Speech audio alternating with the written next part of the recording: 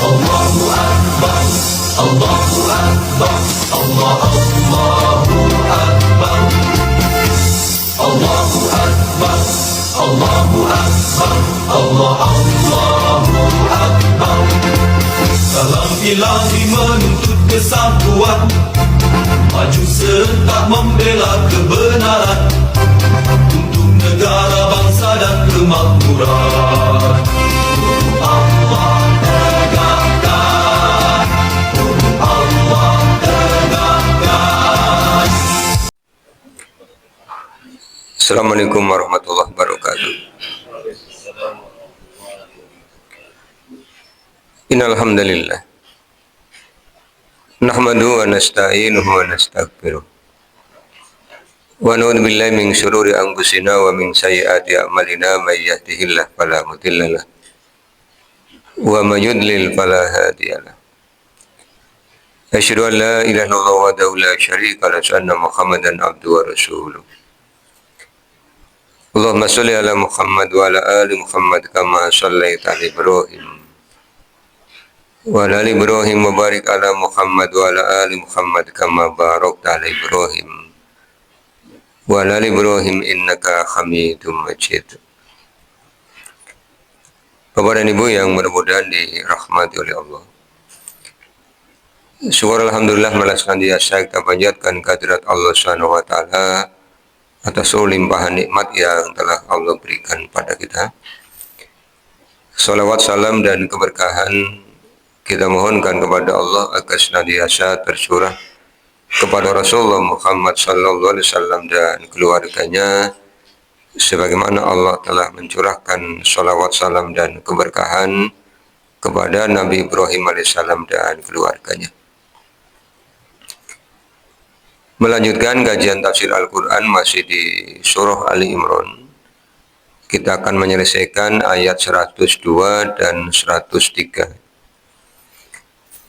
Ayat 102 sudah kita kaji sebagiannya pada makna ittaqullaha haqqa tuqatih, bertakwalah kalian kepada Allah dengan sebenar-benar takwa.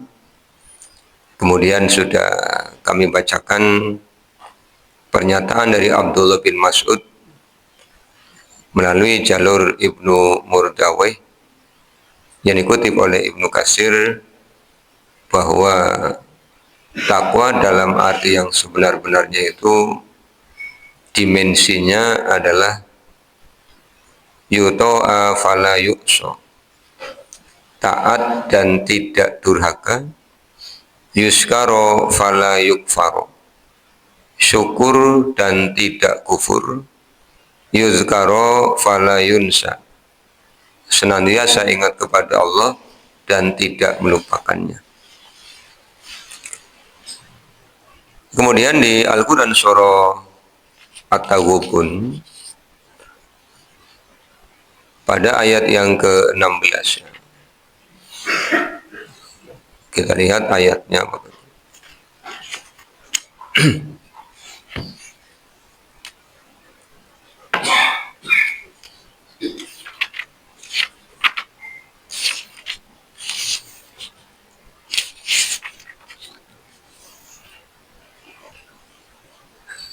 Di ayat ke-16 dari Al-Quran surah At-Taghabun, Allah SWT menyampaikan perintah untuk bertakwa. Fattaqullaha, maka bertakwalah kalian kepada Allah, mastata'tum. Mastata'tum ini dimaknai sesuai dengan kemampuan kalian. Sesuai dengan kemampuan ini ketika ketakwaan itu dihadapkan kepada perintah-perintah Allah. Tapi kalau kepada larangan-larangan Allah, maka takwa itu harus totalitas. Apa perbedaannya? Untuk melaksanakan perintah Allah itu butuh tenaga, jika kaitannya dengan ibadah fisik. Maka sebagai contoh, sebagaimana dikutip oleh Imam Al-Bukhari pada kitab Taksirus Shalah, Rasulullah SAW menyampaikan pernyataan terkait dengan sholat. Sholat yang paling utama itu dikerjakan dalam keadaan berdiri. Kalau tidak mampu, maka boleh duduk. Orang yang mengerjakan sholat dengan cara duduk, itu kata Rasulullah, diberikan pahala setengah dari orang yang sholatnya berdiri. Jika tidak mampu, maka boleh sholat dalam keadaan berbaring. Orang yang sholatnya berbaring ini, pahalanya setengah dari orang yang sholatnya duduk.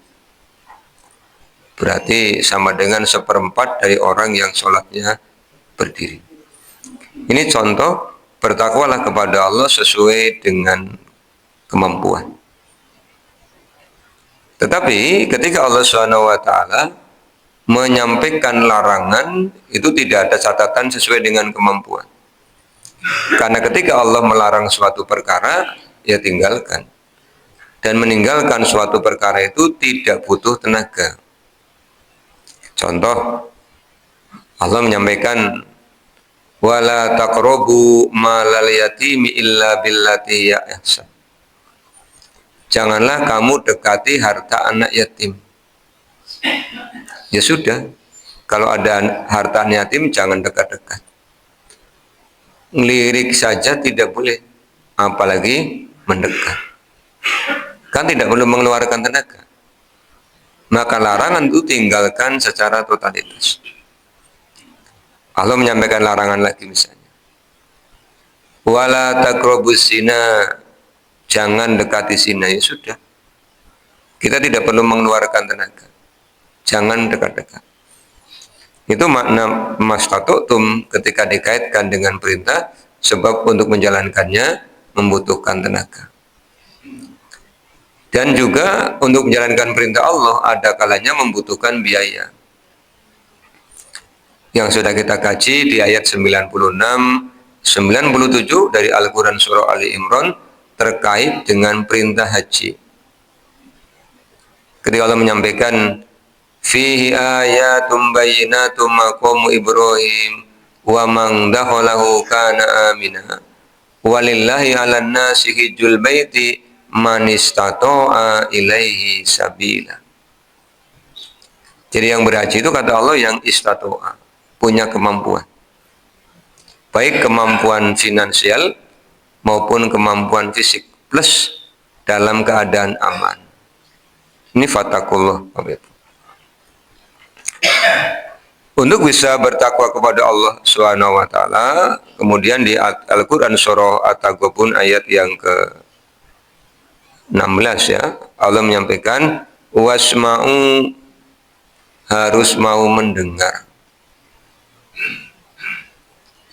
Karena Al-Quran itu sering dibacakan, maka semakin mendengar Al-Quran dibacakan, ketakwaannya akan meningkat. Dan di antara tanda dari orang bertakwa itu kan diawali dengan yu'minuna, beriman. Dan di antara tanda orang beriman, kata Allah Subhanahu wa taala di Al-Anfal ayat yang kedua, idza dzukirallahu wajilat qulubuhum wa idza tuliyat alaihim ayatuhu zadathum imana wa ala rabbihim yatawakkalun. Jadi dibacakan, maka supaya bisa mendapatkan manfaat ya wasma'u, dengarkanlah. Kemudian setelah mendengarkan, kata Allah Subhanahu wa taala, wa ati'u, disuruh mentaati. Maka kalimatnya di Al-Baqarah 285 itu sami'na wa ata'na. Mendengar dulu baru taat.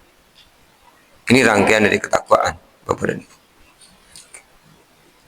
Kemudian kalimat berikutnya di ayat 102 surah Ali Imran, Allah Subhanahu wa taala berpesan, wala tamutunna, dan janganlah kalian mati illa kecuali wa antum muslimun, kalian dalam keadaan muslim. Kalau dalam keadaan muslim sebagai identitas, maka orangnya berarti beragama Islam. Sehingga apa pesannya? Jangan coba-coba meninggalkan al-Islam. Meninggalkan al-Islam itu berarti murtad. Ibnu Katsir mengutip riwayat dari Imam Ahmad melalui jalur Waqi yang menyampaikan telah menceritakan kepada kami Al-A'mashi dari Zaid ibnu Wahab, dari Abdurrahman ibnu Abdurrabbil Ka'bah, dari Abdullah bin Amr yang menceritakan Rasulullah SAW pernah bersabda begini, Man akhabba, siapa saja yang menyukai, ayyuzahzaha anin nari, agar dijauhkan dari neraka, wa yudkhalal jannata, dan dimasukkan ke dalam jannah, fala tudrikhu maniyatuhu wa huwa yu'minu billahi wal yaumil akhir, maka hendaklah ketika kematian mendatanginya dia dalam keadaan beriman kepada Allah dan hari akhir. Jadi gampangannya, kalau ingin selamat, tidak masuk neraka tetapi masuk surga, pada saat mati harus dalam keadaan beriman. Maka kan di antara doa yang kita mintakan kepada Allah Subhanahu wa taala, ya Allah, hidupkanlah kami dalam iman, wafatkanlah kami dalam Islam. Ini wala tamutunna illa wa antum muslimun.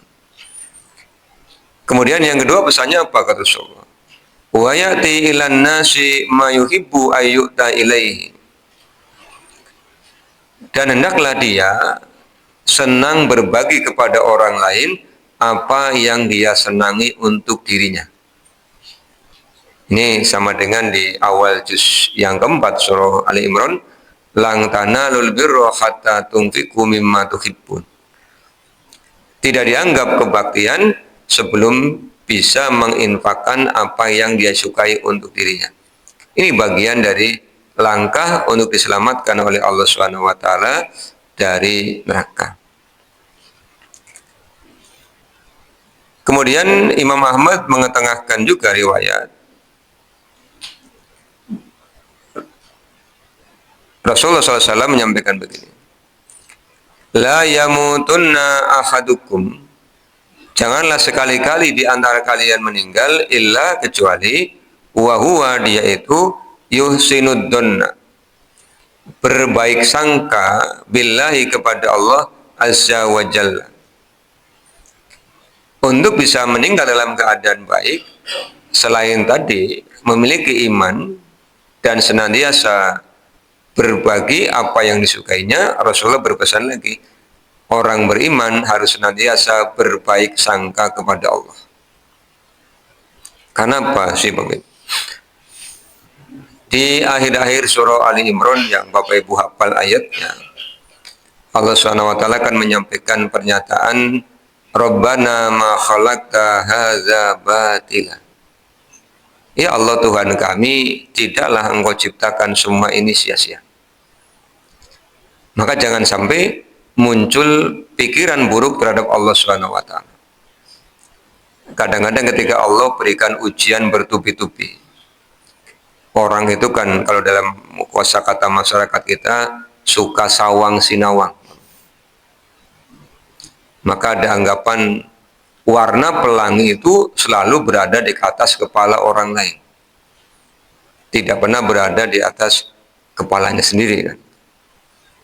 Sehingga sering muncul, enak ya Pak Fulan, padahal kelihatannya kurang taat, tapi kok secara ekonomi baik, secara kesehatan baik. Kemudian orang ini berpikir dirinya yang diukur itu sudah sangat taat, kok ya ekonominya begini-begini. Lah muncullah tipu daya setan untuk berprasangka buruk kepada Allah Subhanahu wa taala. Padahal di Al-Quran surah Al-Ankabut ayat yang kedua, Allah SWT akan mengajukan pertanyaan, Akhasiban nasu ayyutraku ayyakulu amanna wa hum la yuftanun. Apakah manusia menduga akan dibiarkan setelah mengatakan aku beriman kepada Allah, tanpa diberi ujian. Artinya, kalau Bapak Ibu merasa imannya sedang naik, ya otomatis ujiannya akan lebih kencang.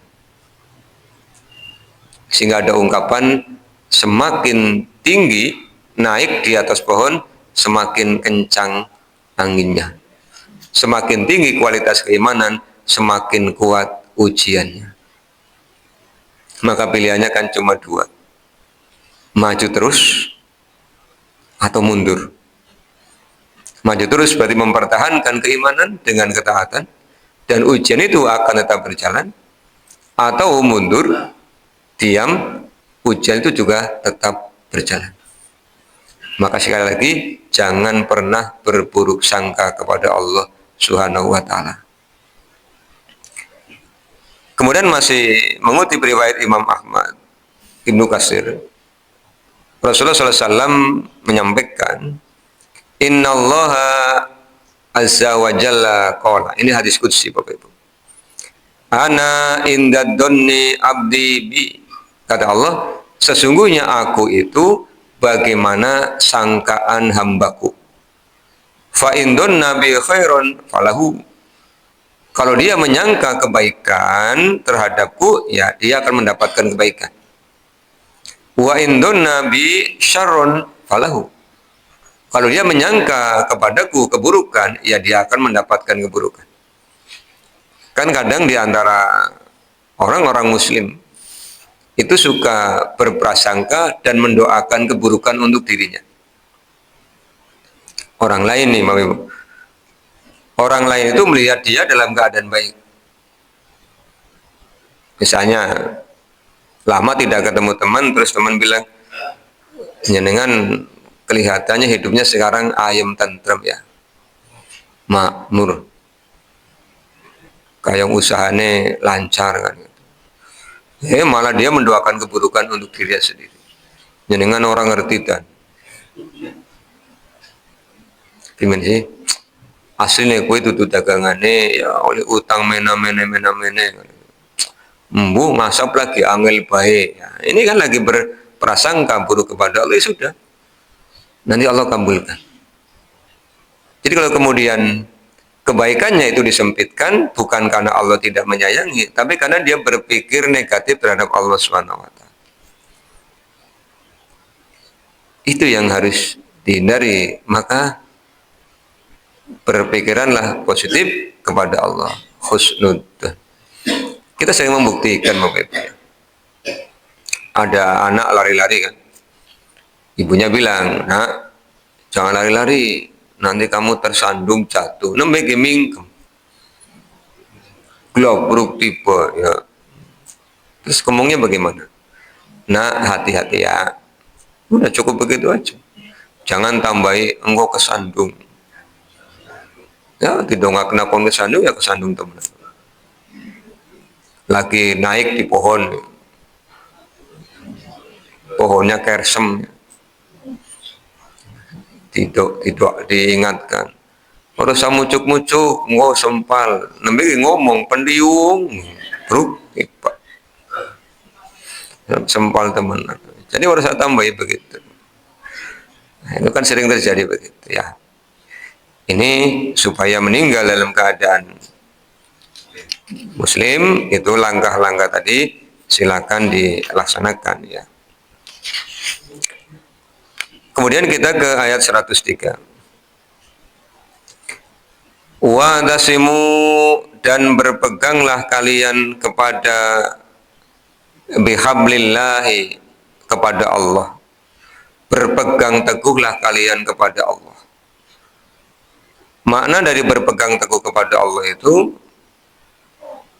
melaksanakan al-Islam. Karena al-Islam adalah tali yang Allah berikan kepada manusia.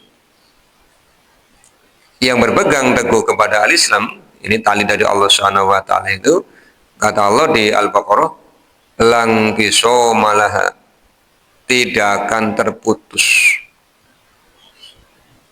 Karena al-Islam adalah din yang Allah berikan kepada manusia.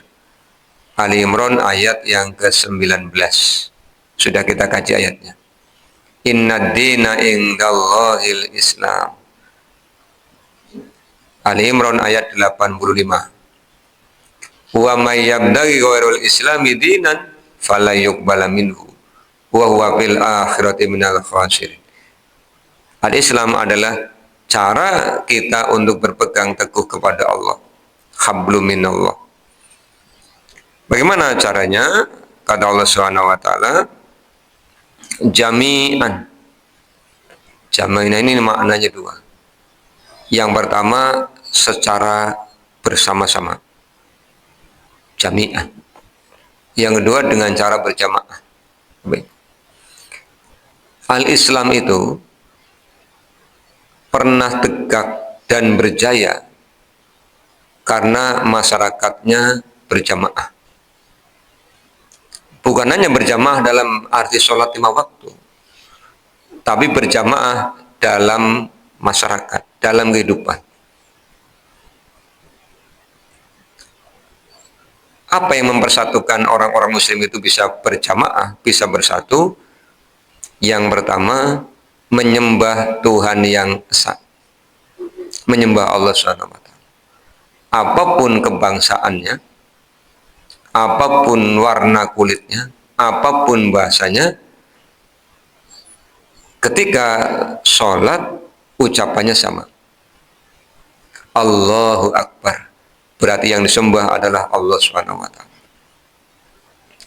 Paling terasa ketika sholatnya di dalam Masjidil Haram. Yang datang ke sana dari berbagai suku bangsa. Sama ketika mengangkat tangan, ngomongnya Allahu Akbar. Ini persatuan yang pertama. Yang kedua, membaca kitab yang sama, Al-Quran. Di negeri kita juga Allah takdirkan bangsa ini bersuku-suku. Banyak sekali sukunya. Tapi ketika mereka membaca Al-Quran, bunyinya sama. Perkara fasih atau tidak, perkara tilawahnya baik apa tidak, tergantung bakat dan kemampuan. Karena ada yang pengen tapi tidak punya bakat. Ya angel. Diajari tilawah lempeng baik. Memang rezekinya begitu. Berarti rezekinya di tempat yang lain. Yang ketiga yang mempersatukan adalah mengikuti Nabi yang sama, Nabi Muhammad. Maka ketika sholat, ucapan syahadatnya sama. Setelah asyhadu alla ilaha illallah wa asyhadu anna Muhammadar Rasulullah, mengikuti Nabi yang sama. Tuhannya yang disembah sama, kitabnya yang dibaca sama, nabinya yang diikuti sama, sholatnya menghadap ke arah kiblat yang sama. Kalau sholat di pelataran Ka'bah itu, kan tidak pernah ada orang tanya, ini kiblatnya kemana, tidak ada yang tanya begitu. Tanya begitu ditunjukkan, lah itu di depan. Maka orang sholatnya muter. Ini bersama. Itu makna jami'an. Dan untuk bisa jami'an, berjamaah, maka perlu diangkat seorang pemimpin. Dan sampai dengan hari ini, Bapak Ibu, kita tidak punya satu orang untuk memimpin orang muslim. Jangankan sedunia. Senegara aja kita tidak punya. Yang ada adalah ketua-ketua ormas. Kalau ormas kan berarti seragamnya beda-beda. Kumpulannya beda-beda. ADART-nya beda-beda. Dan terkadang ormas yang satu, anggotanya dengan ormas yang lain, rada ora batir. Rada tok ya. Oh, kadang-kadang kalau ketemu rada medeng-medeng, dilengakan rada primen, ya. Wih, seragamnya beda. Padahal kita sudah diberi seragam oleh Allah. Apa seragam kita? Muslim. Lihat surah Al-Hajj ayat 77.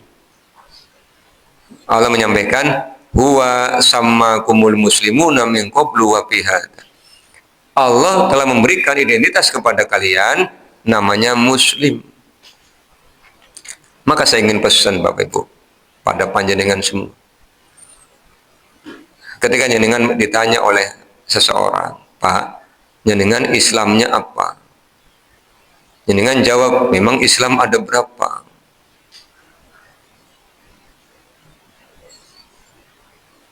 Ada satu, ya sudah, Islam ya Islam.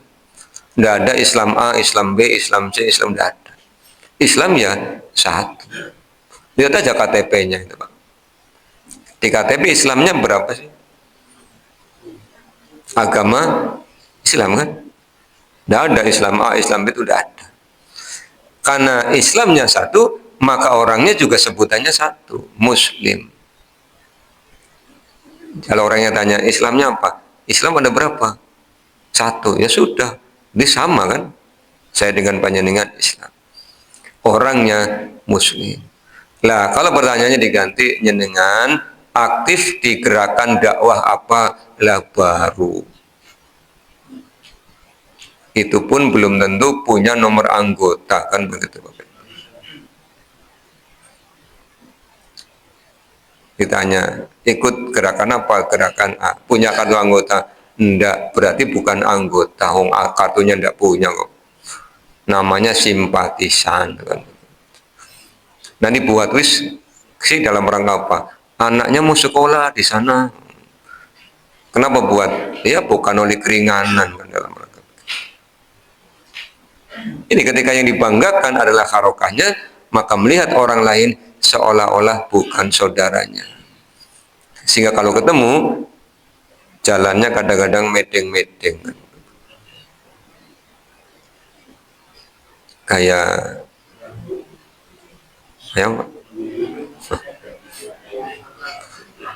kadang-kadang beda harokah, ketemu diucapi salam, diam aja. Kan ini mana dijawab, laisa minna katanya. Bukan golongan kami, ya Allah. Wong syahadatnya sama, nyembahnya Allah, Qur'annya sama. Perkara secara de facto ada perbedaan-perbedaannya, tidak bisa disatukan. Karena apa? Tadi tidak punya orang yang bisa menyatukan. Ibaratnya lidi itu tidak ada pengikatnya. Makanya kan inilah kelemahan kita orang-orang Muslim. Jumlahnya banyak, yang Rasulullah pernah sampaikan, di akhir zaman kalian akan seperti hidangan di atas meja makan. Masing-masing akan memangsa kalian. Ketika ditanya kepada Rasulullah, apakah jumlah kami saat itu sedikit? Enggak, banyak. Kenapa tidak punya kekuatan? Karena kalian seperti buih di atas lautan. Kita tidak punya pengikat, tidak punya imamul muslimin, tidak punya Bapak Ibu. Maka kalau kadang-kadang menetapkan satu Ramadan aja berbeda, ya, orang-orang sudah pada ke bulan untuk penelitian saintis, kita masih tukaran rebutan lihat bulan gitu. Karena tidak punya pemimpin. Kalau ada pemimpin satu kan, apa kata dia? Kita sami'na wa ata'na. Nah, dan umat Islam sekarang kan dijauhkan agar tidak mengangkat pemimpin. Padahal hidup itu kan panjang. Bepergian saja. Rasulullah berpesan, kalau kalian bepergian, 2 orang atau lebih, angkatlah 1 orang sebagai pemimpin rombongan. Bepergian paling berapa lama, Bapak? Lah kita hidup bertahun-tahun tidak punya pemimpin. Akhirnya ya umat itu sakar dewek. Bahkan kalau melakukan pelanggaran diingatkan noli jengkeli singeling apa. Kalau mengingatkan kan ditanya, jenengan sebagai apa sih ngeling-ngeling apa ya? Ya sebagai berikut ya kena, sebagai di bawah ini ya kena. Jawabannya sebagai watawa sobil haqqi watawa sobis sobri. Generasi kita itu banyak generasi yang mutungan, Pak. Makanya kadang-kadang mau fazakir itu mikir-mikir. Dia wong kayong salah, panta elingna ngomutungi, orang mangkat maning, orang telingna salah baik. Misalnya ya Pak, kita contoh bukan hanya sing pada ya mohon maaf ya. Contoh, dalam sinetron ada tulisan begini, jika ada kesamaan nama dan tokoh karakter itu kebetulan. Bukan balik di aslinya nyindir nyong kaya kan, gitu, Pak. Itu namanya generasi mutungan kan, gitu. Kita contoh, yang namanya duduk iftiros itu kan yang diduduki kaki kiri, yang ditegakkan kaki kanan. Nah ini ada orang sehat iftiros kok kebalik, duduknya di atas kaki kanan, ini tegakkan kaki kiri kan, tadi sikilnya saya cendewekan. Pandeling na ngora sholat maning, ora teling na kayong ka ora penak ya Pak. Kayak keprimen. Kadang-kadang kan nitip sama sohibnya, Pak apa kayak kancane jenengan kayongnya jagongnya keliru. Tolong ya bisa nore jenengan baik Pak. Bukan mutung. Ngora mene maning terus ngomong, ning kana ta ketua masjid rewel ngomong baik ya, berat maning Bapak Ibu. Jadi titip dengan teman. Nah itu generasi mutungan. Harusnya senang kalau keliru kemudian diingatkan. Ini disuruh jami'an, berjamaah. Makanya Islam ini pernah berjaya hampir 8 abad karena berjamaah. Rasulullah wafat digantikan oleh Abu Bakar. Beliau wafat digantikan oleh Umar, digantikan oleh Utsman, digantikan oleh Ali terus. Tapi kemudian bubar. Nah, sekarang meskipun jumlahnya banyak, secara kuantitas, secara kualitas kalah dengan umat-umat yang lain. Kenapa? Ya tidak ada pengikatnya, tidak ada kesatuan. Ibarat lidi jumlahnya banyak, tapi tidak diikat menjadi sebuah sapu, maka sampah di halaman lama untuk dibersihkan. Maka mulai sekarang saya berpesan lagi, dahulukan identitas muslimnya daripada harokahnya, sehingga semua orang adalah bersaudara. Jangan lagi ngobrol kedatangan saudaranya bubar, ini bubar, mantan anggota ini Pak, anak mantannya anak apa Pak? Jauhi pikiran-pikiran seperti itu.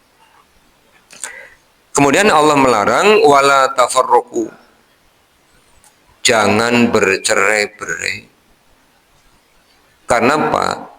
Kekuatan itu ada pada persatuan, bukan ada pada perpecahan.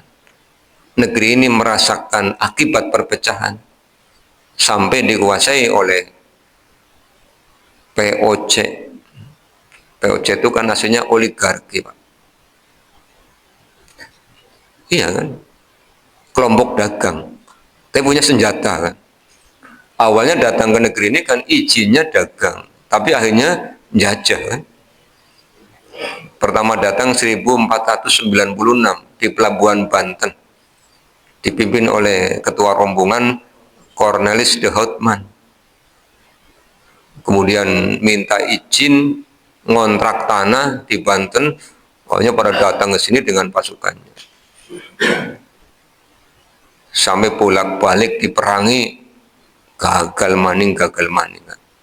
Karena apa? Politik pecah belah, politik belah bambu.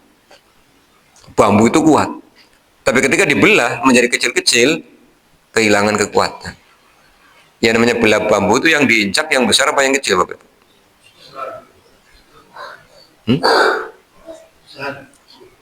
Orang kuali. Yang diinjak yang kecil, yang besar yang diangkat. Lalu sudah diangkat, dibelah lagi, diinjak lagi, akhirnya habis. Dalam setiap perjuangan pasti ada pengkhianat. Lang perang Uhud aja 1000 orang yang 300 balik Pak. Itu nabinya masih ada. Apalagi setelah nabinya tidak ada. Ada yang suka main mata, kedap-kedap gitu ya. Main mata dengan siapa? Pihak musuh. Dalam rangka apa? Mencari remah-remah. Bahasa sekarangnya cuan. Walaupun mengorbankan saudara-saudaranya sendiri. Akibat apa? Tafarruqu. berpecah belah, berfirqah-firqah. Ini yang pernah dinubuahkan oleh Rasulullah dalam riwayat Abu Dawud itu kan. Umatku akan terpecah belah menjadi 73 golongan. Yang selamat satu. Lah inilah yang untuk rebutan. Semuanya ngaku yang satu ini. Tidak ada yang ngaku 72 itu. Paling yang satu itu apa? Ya Muslim. Kalau meninggalkan identitas Muslimnya, ya jadi celaka. Karena apa? Timbulnya permusuhan. Mas sekali lagi, yuk kalau orang bertanya, Islamnya apa? Islam hanya satu. Saya dengan panjenengan Islamnya sama. Saya dengan panjenengan sama-sama Muslim.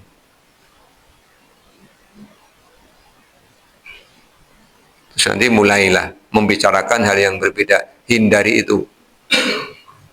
Karena kalau berbeda dibicarakan sampai yaumul qiyamah tidak selesai, Pak. Mau subuh kok diskusi dulu. Sudah komat ngobrol. Kepan kunut apa orang? Satu bilang kunut, satu bilang ora. Tukaran dak dek balik kabel lang sing salat akhirnya. Nggak usah diperdebatkan. Wong secara de facto itu ada perbedaan. Jadi jangan berpecah belah, Bapak Ibu ya. Apalagi sudah Muslim didekatkan dengan hubungan nasab. Semakin dekat. Jangan sampai sama-sama Muslim, kakang adik tukaran. Perkaranya kadang sepele. Apa? Pertemuan keluarga, diskusi. Diskusinya apa? Kowe miki subuh kunut apa ora, Pak? Ada pas pertemuan keluarga berikutnya orang mangkat bubar gue anggota keluarganya akhirnya. Ya, saling menghormati. Kita bisa menghormati umat lain, kenapa tidak bisa menghormati saudara Muslim kita? Ya enggak apa-apa. Wong urusan nilai itu bukan ada pada kita kok Bapak Ibu. Urusan nilai ada pada siapa? Ada pada Allah. Di Al-Ghoshiyah itu Allah menyampaikan inna ilaina iyabahum summa inna alaina hisabahum. Allah yang akan menghisab kita, bukan kita. Jadi yang subuhnya pakai kunut ya nanti yang nilai Allah, yang subuhnya sudah tidak pakai kunut ya yang nilai Allah. Ibaratnya sesama murid jangan saling menilai. Tukaran. Itu kan sama dengan selesai ulangan terus ngobrol. Jawabannya pira niki nomor loro ketemunya papa salah. Si bisane aku tak telu salah cari kanjani. Sing bener 5 pernah dikoresi gurune salah kabeh jebule. Jawabannya 6 kan. Wis penerangan jebule salah kabeh. Iya, kewenangannya ada pada Allah. Kemudian pesan berikutnya dari Allah Subhanahu wa taala, wazkuru dan ingatlah oleh kalian nikmatallahi alaikum. Nikmat yang Allah berikan kepada kalian. Nikmat apa Bapak Ibu? Nikmat persatuan. Sebelum al-Islam datang, kata Allah Subhanahu wa taala, "Idz kuntum a'daan." Kalian dalam keadaan bermusuhan. Karena apa? Tiap-tiap orang membanggakan kabilahnya. Ya sama dengan negeri ini, oleh Allah diberikan rahmat berupa kemerdekaan setelah bersatu. Ketika masih sifatnya sektarian, sifatnya kedaerahan, mudah dipadamkan. 1825 misalnya ada perang di Ponegoro. Di Sumatera Barat ada perang Padri. Kolonial Belanda kan pinter. Sini negosiasi dulu untuk menyelesaikan yang di Sumatera Barat. Begitu Sumatera Barat selesai, yang di Jawa juga diselesaikan. Politik belah bambu dilaksanakan, tipu daya juga dilaksanakan. Pangeran Diponegoro diundang, diajak berunding, tetapi ditangkap. Tuanku Imam Bonjol juga sama, diundang, diajak berunding, ditangkap, dibuang. Ini ketika sejarah mengajarkan kepada kita. Tapi ya itulah kita, Pak, Bapak Ibu. kelemahan kita, umumnya manusia itu sadar kalau peristiwanya sudah terjadi. Terus noli ngomong, dong eta aja kayak gue ya, terlambat terus kejadian. Makanya oleh Allah kita manusia diberi sifat doluman jahula, dolim dan jahil, tidak belajar dengan pengalaman, bolak-balik ketipu, ngandel maning. Ya. Kadang-kadang terperdaya dengan iklan, dengan iklan yang menggiurkan. Ada tawaran apa? Pergi umroh bayar pira 1 juta. Ini kan tidak rasional, Pak. Berapa tiket pesawatnya? Ngomongkan Pak, telung tahun denda ini panitia ini bubar lah kalau nggak kabeh. Ketipu kan ini. Jadi yang rasional. Persatuan adalah nikmat yang Allah berikan. Fallaba baina qulubikum. Allah telah muallif ya, melembutkan hati kalian, fasbahtum bi nikmati ikhwana. Dengan nikmat persatuan inilah membuat kalian ikhwana, bersaudara. Makanya kata Rasulullah, muslim itu saudara muslim yang lain. Sampai-sampai dicontohkan haknya, hal-hal yang sifatnya sederhana dan keseharian. Apa diantaranya? Idza laqitu fasallim alaihi. Kalau ketemu ucapkan salam.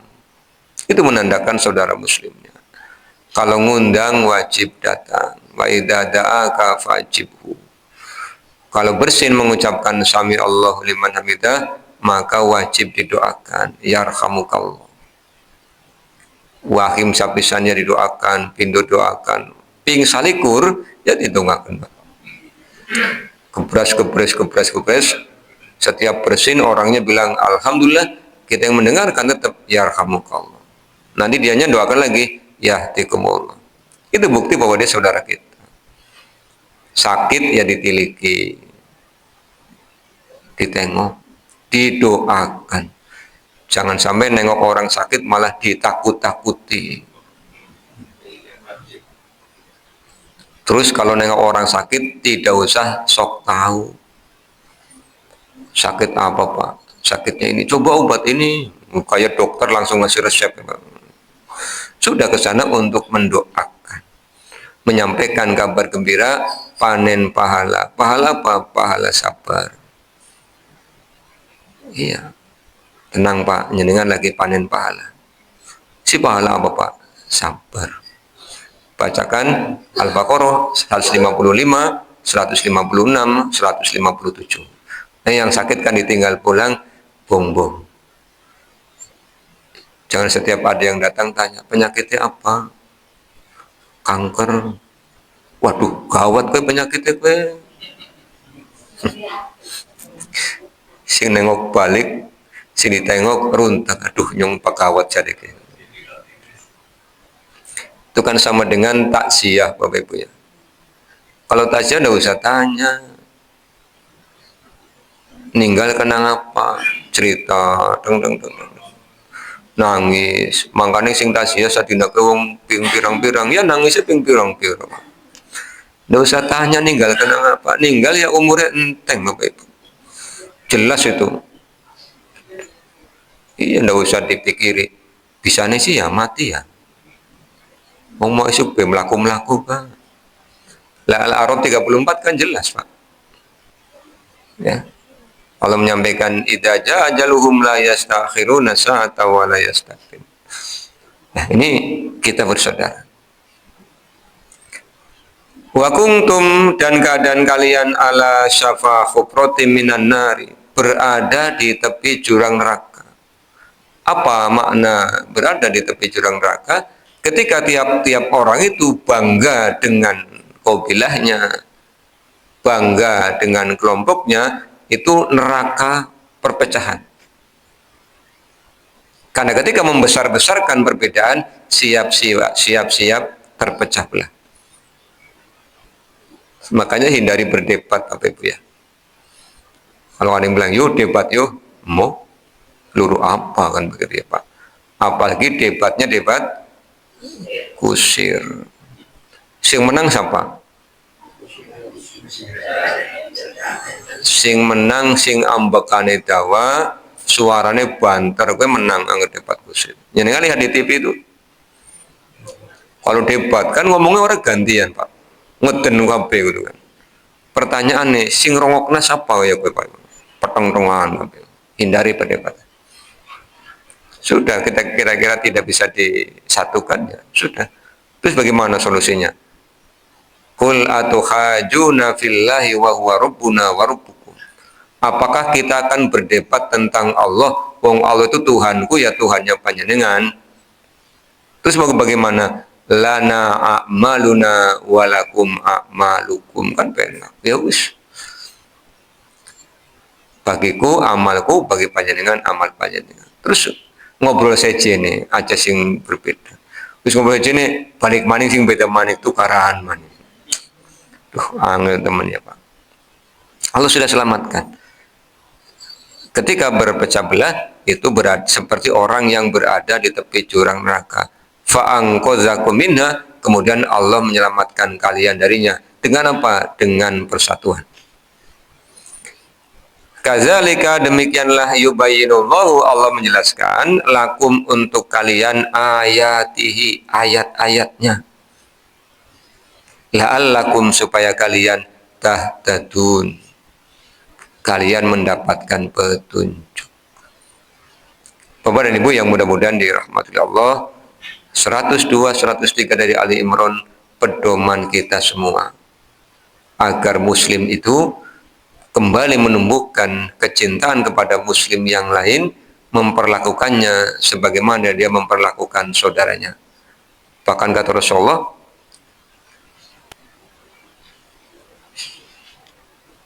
di antara tanda orang yang merasakan manisnya iman, itu kan orang yang mencintai Allah dan Rasulnya lebih besar daripada kecintaan kepada orang tuanya, kepada anak-anaknya, kepada semua manusia. Di antara tanda orang yang merasakan manisnya iman adalah orang yang saling mencintai karena Allah, bertemu karena Allah, berpisah karena Allah. Sejarah mencatat itu Bapak Ibu. Orang Muhajirin dengan orang Ansor, mereka tidak punya hubungan kekerabatan, tapi kenapa bisa begitu erat?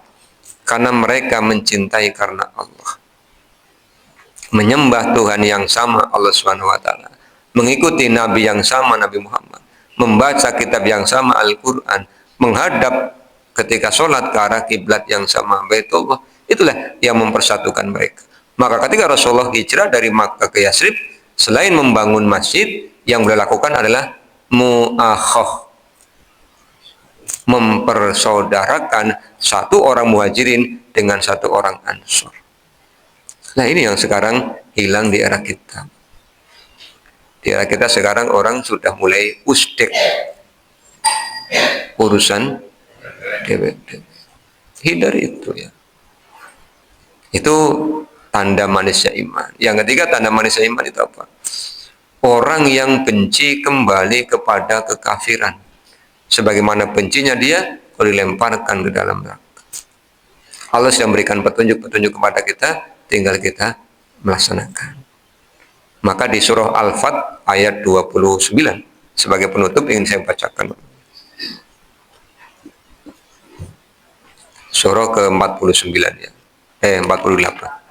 49 itu Al-Hujurat. Ini kita pedomani bersama Bapak Ibu. Muhammadur Rasulullah. Nabi Muhammad adalah utusan Allah.